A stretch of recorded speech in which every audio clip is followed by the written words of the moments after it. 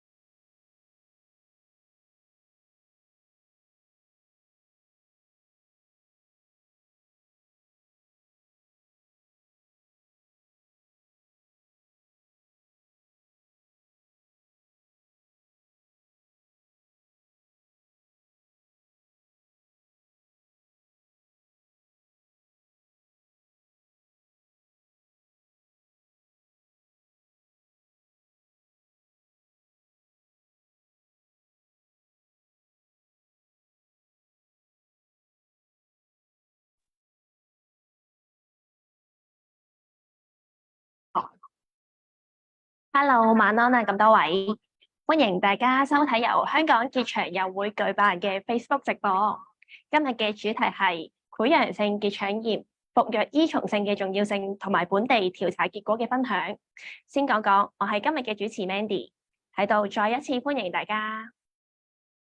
相信大家都知道，潰瘍性結腸炎其實係炎症性腸病嘅一種。而較早之前，香港結腸友會咧，亦都透過電郵去同大家分享咗一篇潰瘍性結腸炎嘅醫生專訪，特別咧去提醒患者要遵從醫生嘅囑咐，準時服藥。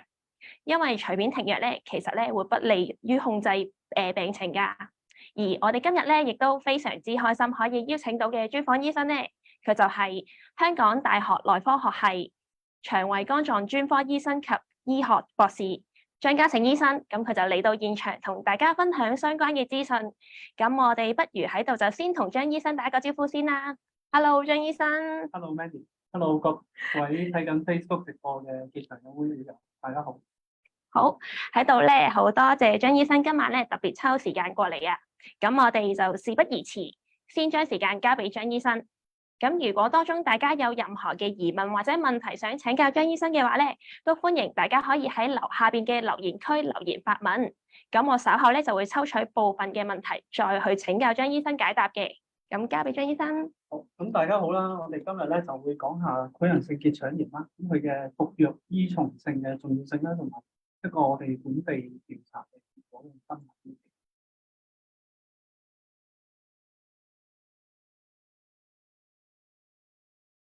咁我哋首先講咗潰瘍性結腸炎嘅服藥依從性嘅重要性先啦。咁咧，乜嘢係潰瘍性結腸炎咧？咁其實潰瘍性結腸炎咧就係一種炎症性腸病嘅一種，咁係屬於一種係慢性啦、非傳染性嘅疾病。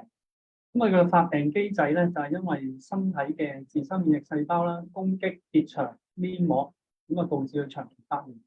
咁啊通常咧大多數病人嘅症狀都係逐漸惡化啦，而唔會話突然間轉差。雖然有少數病人咧可能一開始嚟嗰陣時咧就係一個好急性嘅症狀。咁咧潰瘍性結腸炎其實頭先講過啦，係IBD 啦嘅其中一種啦。因為咧其實我哋知道咧 IBD 除咗係有潰瘍性結腸炎之外咧，另外都有克隆氏病嘅兩種類型啦。咁佢哋兩種咧有咩唔同之處咧？第一就係潰瘍性結腸炎咧，通常係一種連續性嘅發炎啦。咁我哋可以見到佢通常由直腸開始啦，一路係蔓延上去啦，去左邊結腸啦，跟住再嚴重啲咧就會去到右邊嘅結腸。咁而克隆氏症咧就係可以個發炎咧由成個口腔咧到肛門都會出現。咁咧佢就唔係連續性，咁係呈一個片狀嘅分佈啦，即係有啲地方有，有啲地方咧就冇。咁而潰瘍性結腸炎咧就通常淨係影響啲結腸嘅啫，就唔會影響其他嘅地方。咁潰瘍性結腸炎有咩病徵咧？咁最主要都係腹瀉啦，咁同埋通常咧病人都會話見到有啲鮮血即係啲血水啊。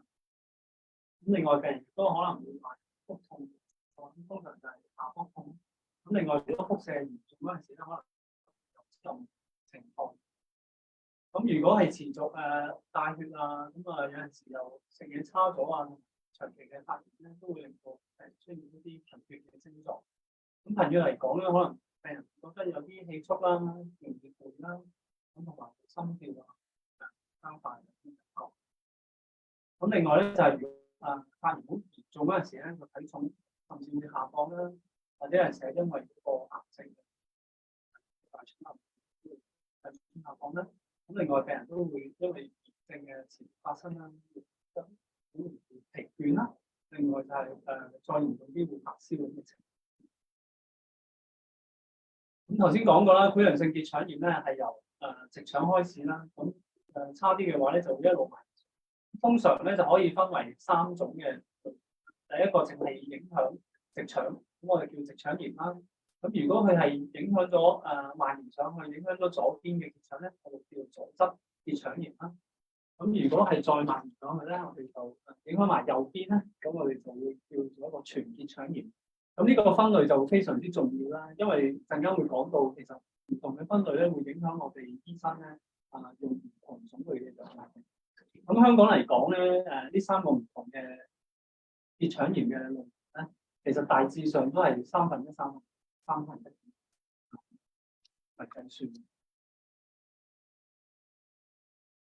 咁講到潰瘍性結腸炎咧，以前嚟講咧就係一個罕見嘅病啦。咁但係咧，如果你睇翻咧2021年呢一個本地嘅研究咧，發現香港咧有2954個IBD 嘅患者，而潰瘍性結腸炎咧係佔大多數嘅，大約係62%，即係全香港大約有1800個病人係有一個潰瘍性結腸炎啦。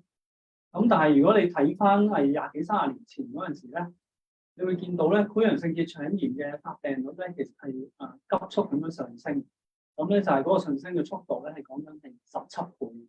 咁大家見到以前咧呢幅圖咧左下角咧，大家見到嗰個發病率係非常之低啦。到而家咧2014年咧，咁咧已經係上升得好快。咁當然呢10年之間再上升再多啲。咁潰瘍性結腸炎咧，佢除咗影響個結腸之外咧，咁其實佢亦都係一個會影響身體其他器官，咁係會有啲併發。咁其中包括就係頭先講過啦，如果係消化系統嘅話咧，咁除咗話頭先啲貧血啊、腹瀉嗰啲症狀咧，嚴重啲嚟講咧，佢亦都會令到病人咧本身係容易啲受到一個細菌啊、腸道感染啦，例如係啲細菌感染。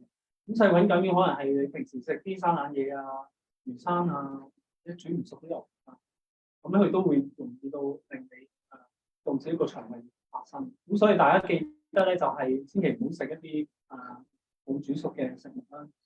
潰瘍性結腸炎病，因為如果唔係咧，感染到啲細菌感染之後咧，會導致你嘅發炎情況加速咁樣嚴重。咁第二啦，就係佢亦都會長期發炎咧。如果唔控制得好咧，佢會導致一個結腸癌嘅發生。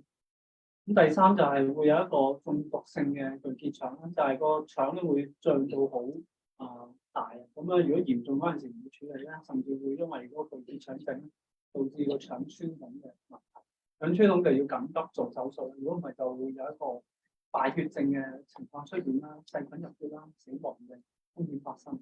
咁至於身體其他器官咧，常見啲可能都係因為持續嘅長期發炎啦，同埋嗰個營養不良，導致一個骨質嘅疏鬆，好容易啲骨折嘅。咁另外有啲病人咧就可能會見到有啲皮膚啊、關節啊、眼睛會有啲紅疹發炎。眼睛嚟講咧，尤其是如果佢發炎處理得好咧，佢可能會導致會有盲嘅情況出現。咁另外肝臟嘅膽管咧，亦都係一啲少部分嘅病人咧會有一個發炎情況出現。心血管系統嚟講咧，亦都因為長期發炎啦，會導致嗰個心肌梗塞，因為冠心病發生，因為佢會嗰個血管咧嗰個會容易啲有血塊嘅形成啦，導致心臟嘅供血不足嘅。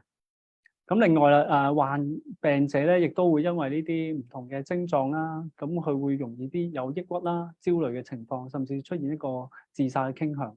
亦都嚴重影響到佢平時嘅日常社交生活嘅。咁所以咧，我哋就應該係要控制好結腸炎嗰個發炎程度，咁就可以避免咧頭先所講嘅嚴重嘅併發症嘅發生啦，同埋其他腸道以外嘅發炎嘅情況出現嘅。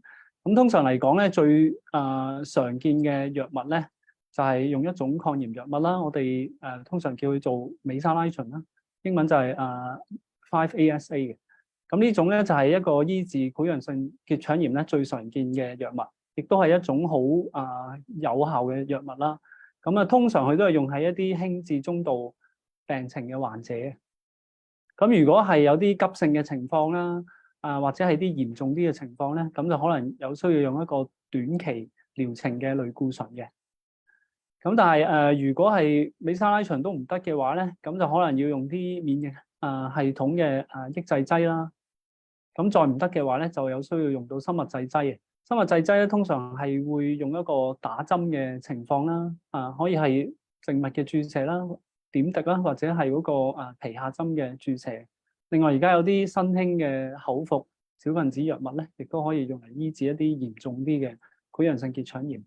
最後啦，如果呢啲藥物咧全部都係冇效嘅話咧，我哋就可能亦要做嗰個手術啦。咁做手術咧，通常就係將嗰個發炎嘅腸嗰個部分咧切除嘅。咁有啲病人如果嚴重啲嚟講咧，可能要成條腸都切除嘅，咁啊就要整一個造口，一個永久造口啦，喺嗰個皮膚上面。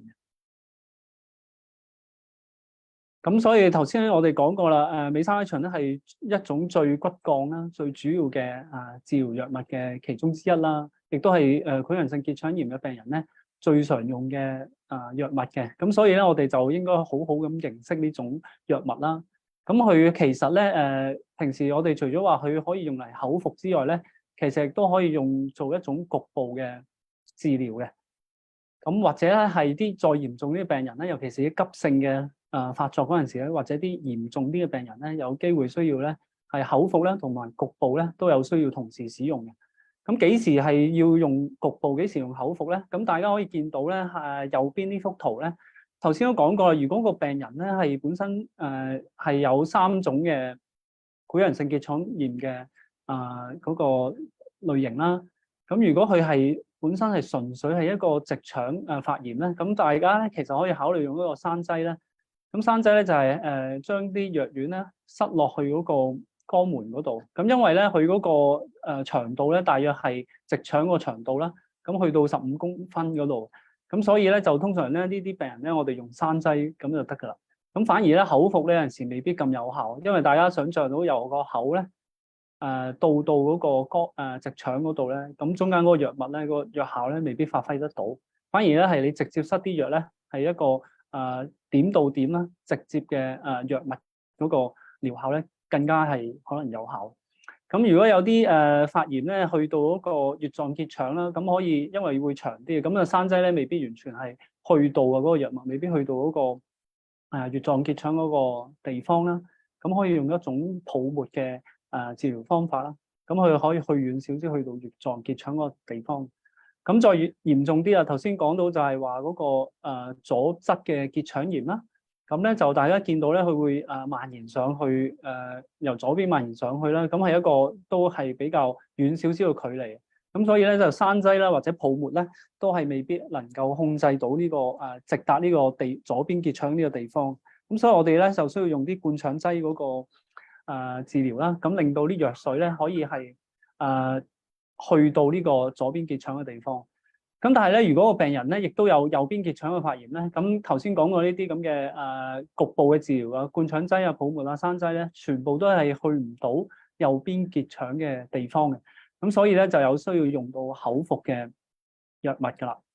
咁大家可能咧就有少少擔心，就係話呢啲藥物長期食係一種西藥啊，咁大家通常就會好擔心會唔會有一種副作用啦。咁大家呢度就可以同大家講咧，就係副作用係非常之罕見嘅。咁通常就係最常見，你會聽到就可能會有啲腎功能受損啦，或者腎嘅間質嘅性嘅腎炎啦。但係呢個係非常非常之罕見啦。咁對比起，如果你係因為唔食藥咧，而導致潰瘍性結腸炎嘅發炎嚴重發炎或者其他嗰個併發症咧，嗰個風險係更加高咧。如果你唔食藥，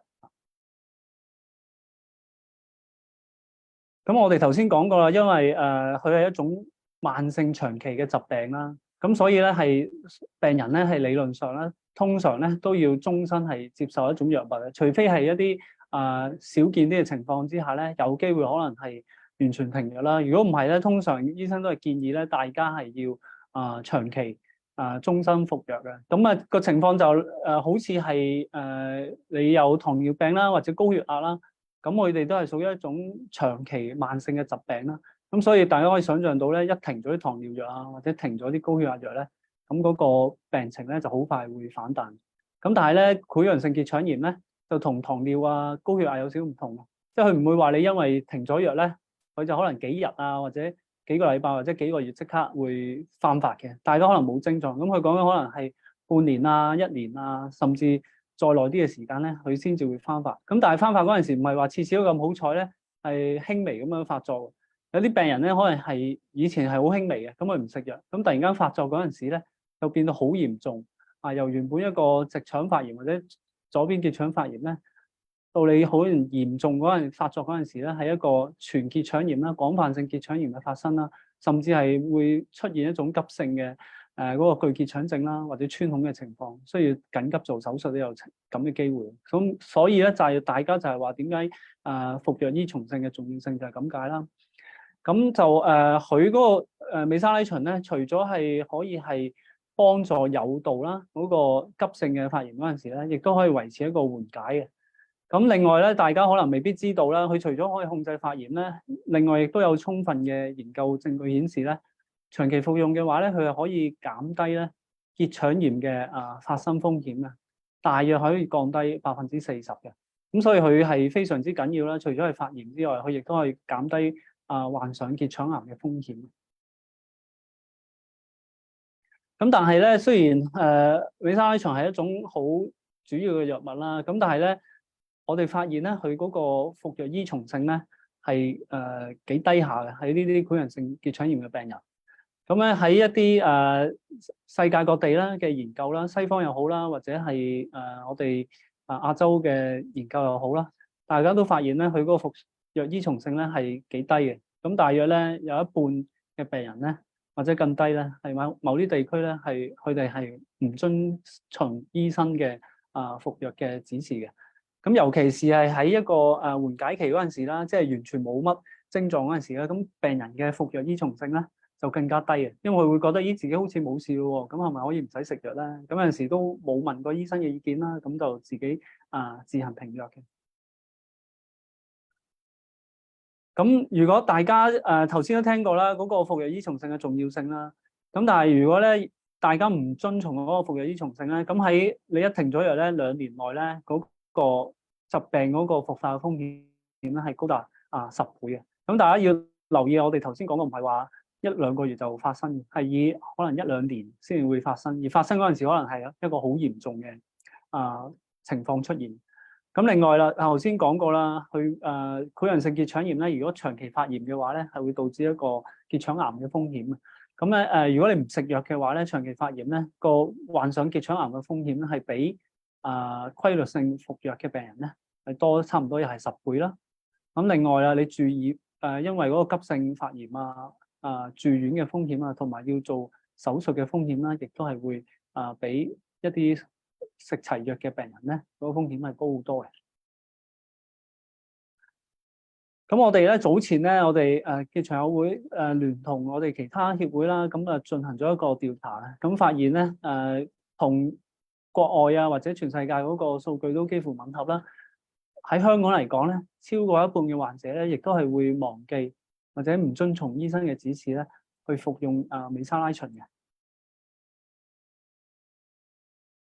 咁我哋而家分享一下本地嘅調查結果啦，關於美沙拉嗪嘅服藥依從性啦。咁咧呢項係調查咧，係一個由2022年9月啦，至到2022年10月嘅一個調查嘅。咁我哋就訪問咗一啲潰瘍性結腸炎嘅患者啦。咁佢哋用一個自行填寫問卷嘅方法，咁我哋成功咧就訪問到37位病人嘅。咁喺呢37位病人之中咧，大約有70%嘅病人咧係正在使用緊美沙拉嗪嘅。咁當然啦，亦都有啲嚴重啲病人咧係需要服用其他嘅口服或者注射嘅藥物。咁甚至有啲病人咧係需要用緊類固醇嘅，或者係啲生物製劑啦。咁我哋係點樣去測試或者測量嗰個服藥依從性咧？咁我哋用咗一個好標準性嘅藥物依從性嘅測量表啦。咁當中咧係非常之細緻嘅。咁我哋有8個問題啦，去作為一種廣泛性嘅一種全面嘅概括啦，睇下佢嗰個服藥依從性喺唔同嘅角度去睇下個病人服藥依從性究竟得唔得嘅。咁例如就會問下佢會唔會有陣時唔記得服用口服嘅美沙拉嗪啦。咁會唔會係因為覺得藥物唔舒服唔方便而自己自行減少劑量或者停止用藥咧？或者有陣時會唔記得帶呢啲藥物等等啦。咁因為有8條問題啦，咁所以最高分數咧就可以係8分嘅，就代表一個好高依從性啦。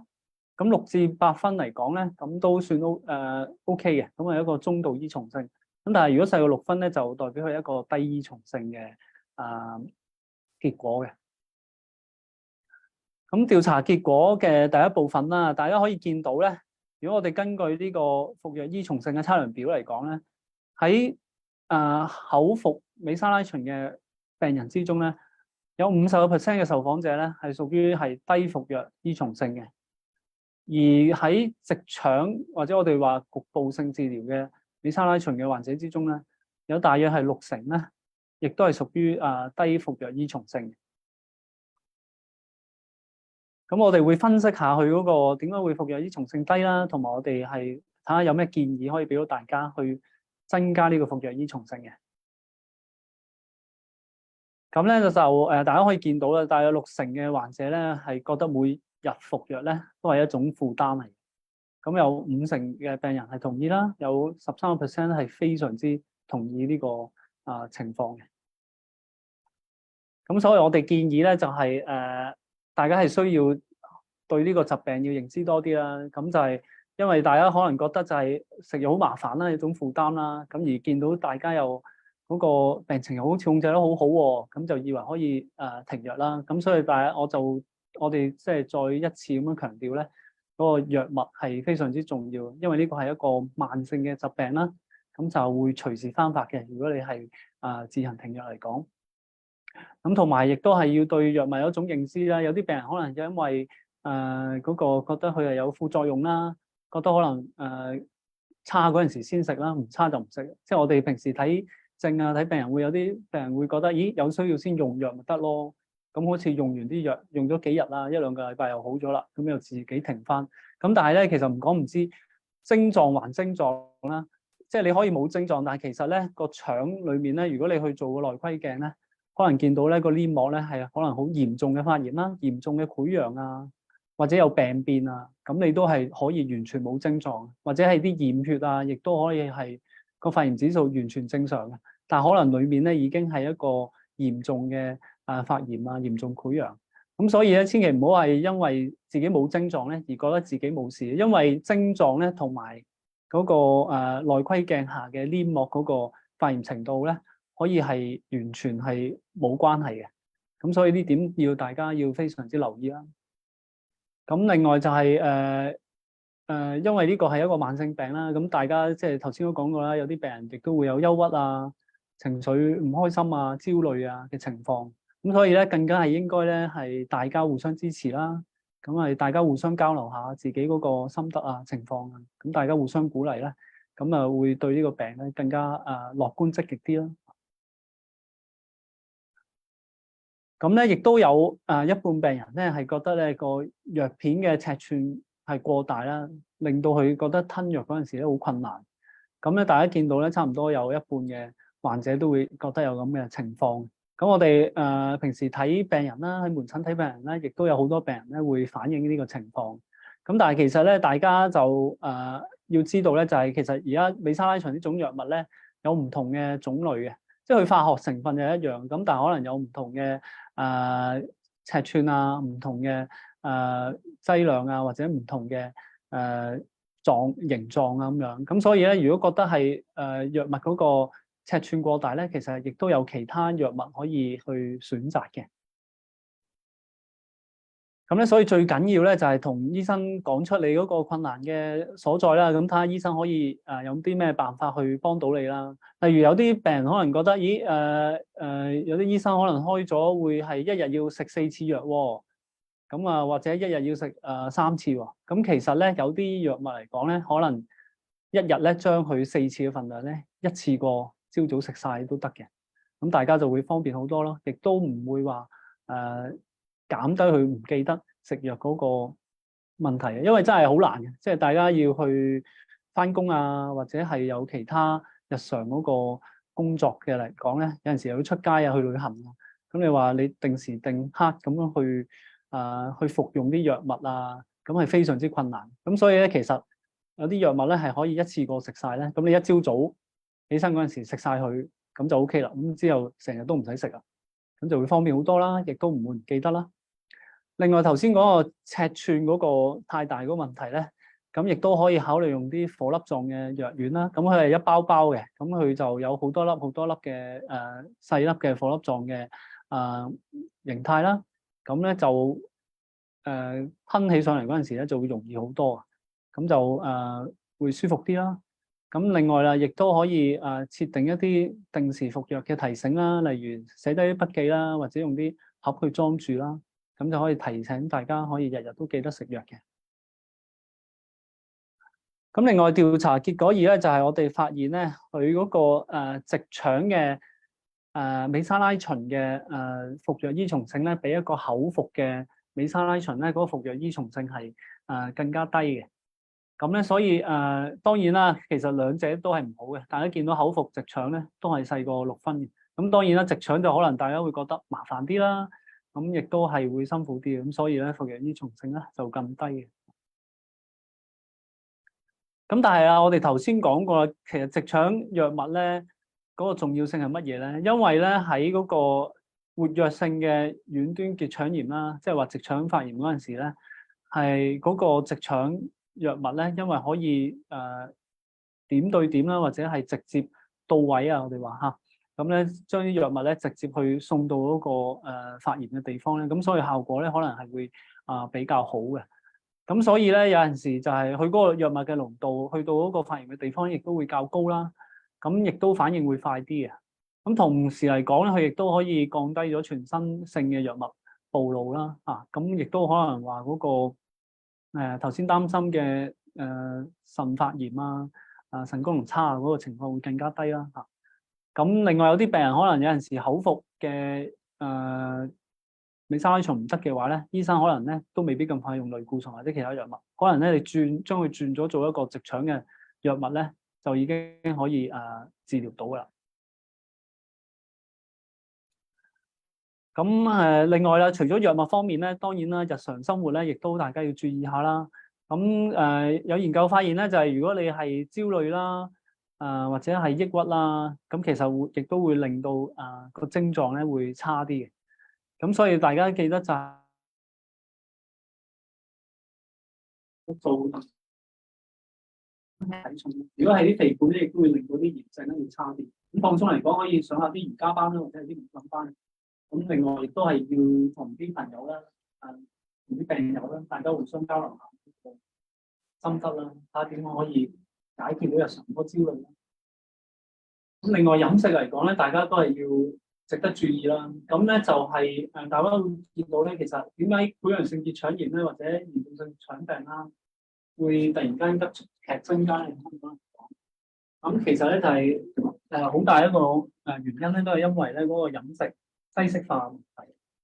咁咧大家見到啦，好多其實我哋常見嘅食物啦，例如啲乳化劑啦，仲有啲雪糕反式脂肪嗰啲煎炸嘅食物薯片可樂之類啦，或者係啲嗰啲餅乾咁呢啲全部係一啲人工嘅增甜劑啦、亞硝酸鹽啦，或者係啲好甜嘅食物啦，一啲用人工做嘅糖漿啦，一啲人造香味劑啦，或者係啲食用色素咧，呢啲佢都係會導致一個腸道嗰個惡菌增生。腸道惡菌增生咧，佢就會令到嗰個腸道嘅黏膜咧容易啲受損啦。受損嚟講咧會發炎啦，咁呢啲細菌咧就會啲毒素又入血咁令到咧身體容易啲產生一個免疫系統嘅過劇嘅反應。咁咧亦都令到咧嗰個惡菌嘅增生啦，同埋抑制咧嗰個好菌或者我哋話益菌嘅生長。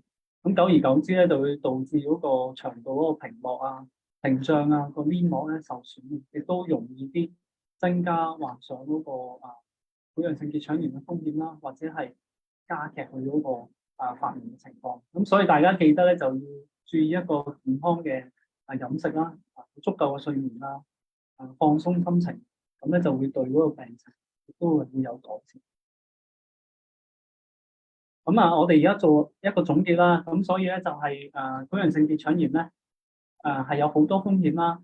咁如果處理得唔好咧，持續發炎咧係會有患癌嘅風險啦，同埋其他腸道以外嘅症狀。咁所以咧，大家記住咧，就係要定時服藥啦。如果你係定時服藥而係能夠達到一個發炎咧係完全係受到一個控制嘅狀態咧，咁其實你患上結腸炎嘅風險啊，基本上咧就係同嗰個正常人咧差唔多。咁所以係非常之緊要啦，控制嗰個發炎情況。另外，亦都係要多啲同醫生溝通啦，即係有咩問題盡量提出嚟啦，咁就千祈唔好自行。咁醫生就會即係睇下有咩建議可以幫到大家。咁第三咧就係多啲參加病友會嘅活動啦，大家互相交流啦，可以提高對疾病同埋藥物嘅認知啦。咁例如係頭先話嗰個藥物副作用啦，咁可能即係大家以為好多副作用，咁其實唔係。咁有啲病人可能就會好清楚啦，或者有啲病人係以前試過自行停藥嘅，咁突然間一個好嚴重嘅情況出現啦，咁大家互相交流下咧，咁大家就會對呢個疾病會多啲認識啦。咁第四就係頭先講過日常生活嘅情緒同埋嗰個飲食同埋嗰個服藥依從性點去做好啲自己啦。咁始終個疾病都係自己啦。咁除咗醫生幫到你咧，自己咧先係最緊要嘅。咁有一個好嘅心態啦，咁絕對係能夠增加即係控制好呢個病。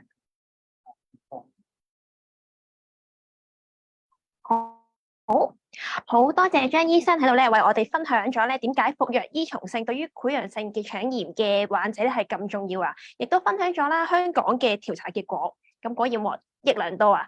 咁不如喺呢個時候咧，我哋亦都睇一下直播緊嘅朋友會唔會有一啲問題問一問張醫生啦。好，我睇到第一個問題就係，佢就問張醫生啦，請問應該點樣去選擇呢個治療嘅方案咧？有冇話係咪大部分嘅病人都應該要用呢個美沙拉嗪啦 by ASA 作為基本嘅治療方法？有冇話局部啊，定係口服會效果最好咁？係啊，咁咧就大致上嚟講咧，我哋都係會即係一開始咧，尤其是診斷嗰陣時，都係一定會用嗰個美沙拉嗪。咁另外，如果口服或者局部咧，咁頭先都有提及過啦，即係要視乎你嗰個結腸嗰個腸炎發生嘅地方啦。如果係啲遠啲嘅地方發炎咧，直腸炎或者左邊結腸炎咧，可以考慮直接用局部嘅治療啦。咁但係如果係右邊結腸咧，咁就一定要用口服。咁如果係一個急性發作嗰陣時咧，就口服啦同埋局部治療咧一齊用上咧。咁嗰個治療效果最佳。咁當然啦，如果個症狀舒緩咗之後咧，咁就大家可以同醫生傾下啦，究竟係口服啦，或者係一個局部性嘅治療會好啲啦。咁即係要視乎嗰個發炎嘅情況、嚴重性同埋嗰個地方先可以作出判斷。好，咁我哋又收到第二個問題啊，咁就有人問咧話，如果平時咧好容易肚屙肚痛啦，咁其實會唔會增加呢個病嘅復發機會率㗎？咁飲食上有冇話要好特別注意乜嘢咁樣？平時好易肚屙肚痛咧，就可能係即係我哋常見啲講嘅腸易激綜合症啦。咁嗰個或者 IBS 啊。咁 IBS 就嗰個炎症性腸病就叫 IBD。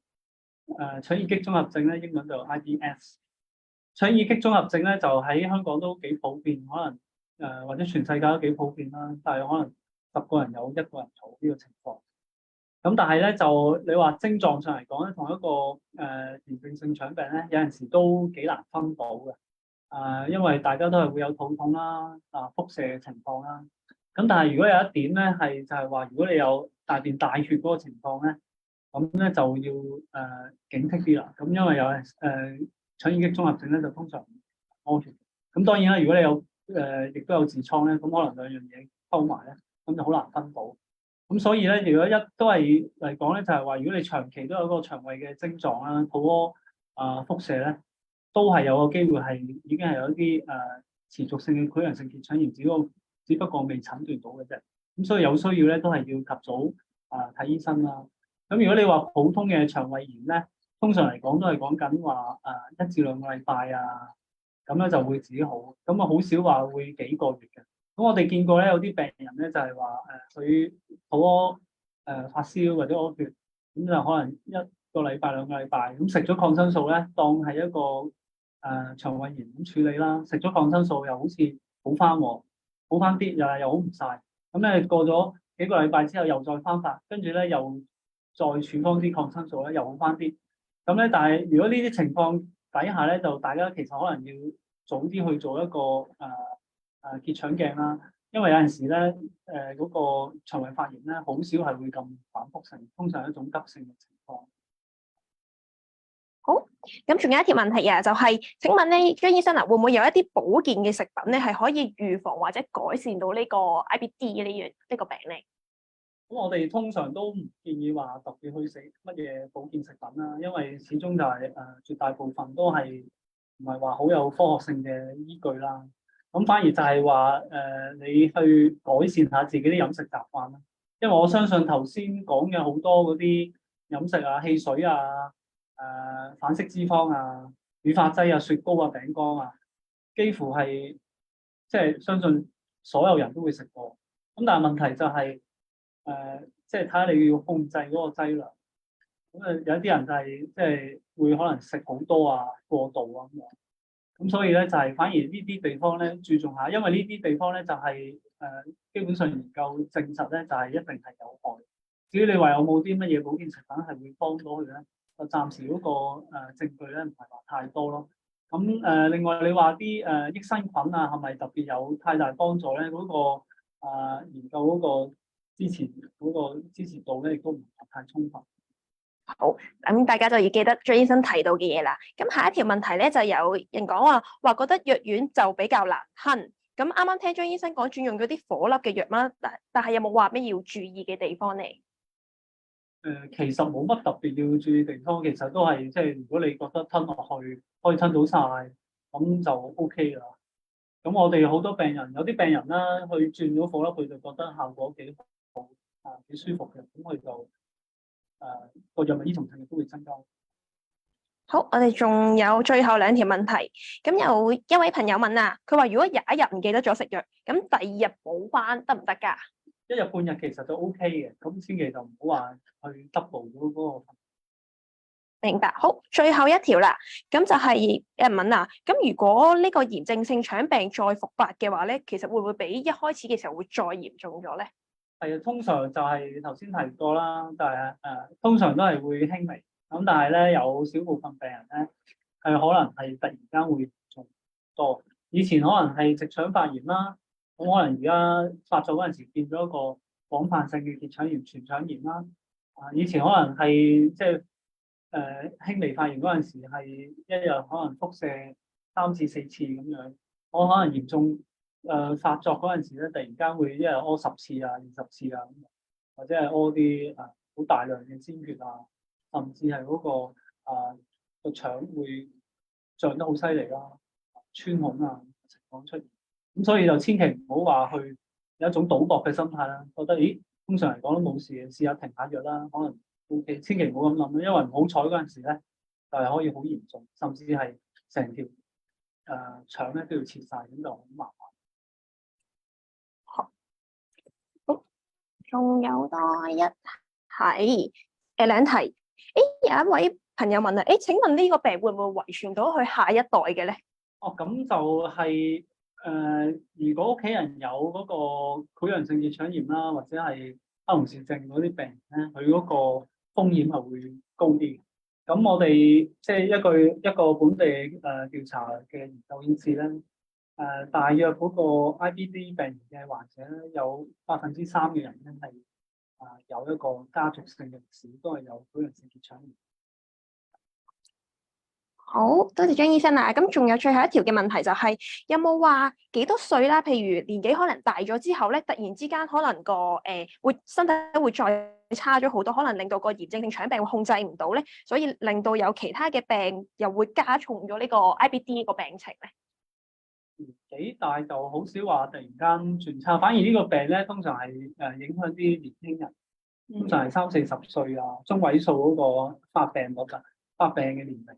咁但係咧即係大家通常會聽到就係話影響年輕嘅患者啦。咁但係我哋亦都見過咧，有陣時有啲病人可能60-70歲啊，甚至80歲啊，都可能會突然間嗰個年紀先至診斷咗一個IPD 咁都有情況發生。咁但係就好少話隨住年紀增加就會突然間轉差。通常轉差都係因為最主要嘅問題都係因為嗰個服藥依從性差。